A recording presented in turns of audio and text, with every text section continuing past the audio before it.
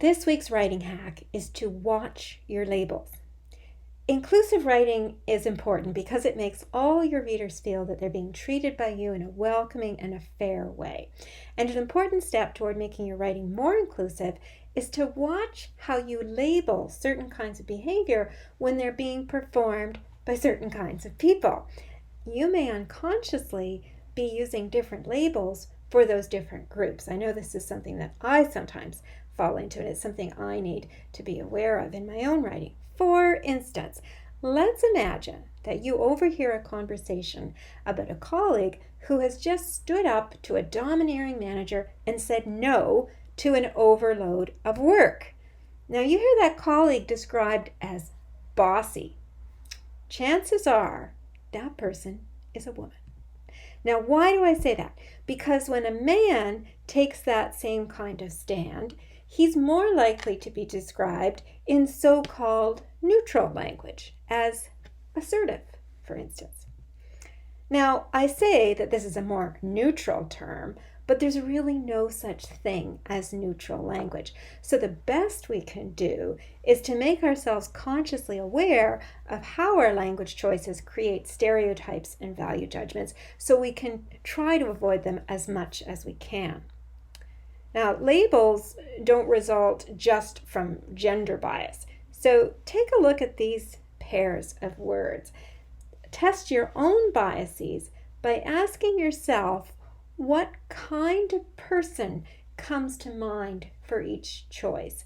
And as you think about that kind of person, who do you see in your mind and what kind of characteristics do they have? Think of race, age, gender, sexual orientation, and so on. Let's start with lazy. So when you hear that word lazy versus laid back, are there any biases creeping into your mind concerning age, concerning race? What about tantrum?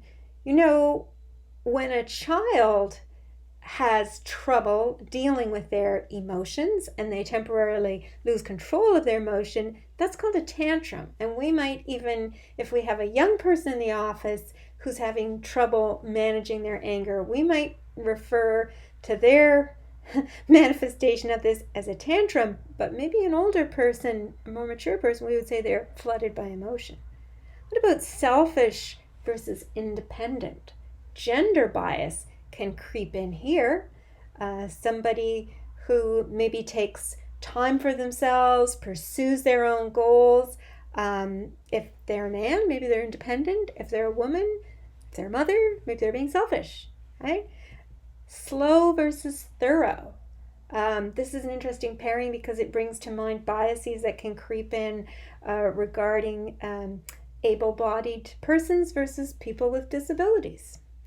So I'm not saying that every time these terms crop up that these biases exist, but what I'm saying is that I think it's our responsibility as business communicators who want to be clear and want to be inclusive to just scrutinize the labels we're using.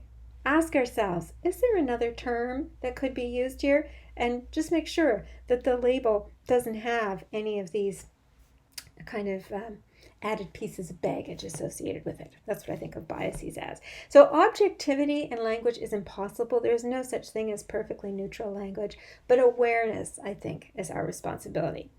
If you're intrigued by the possibilities of inclusive language and how inclusive language can really strengthen your brand and help you connect more genuinely with your audience, a resource I really recommend is the Conscious Style Guide. It has a ton of up-to-date resources, articles, pieces of advice.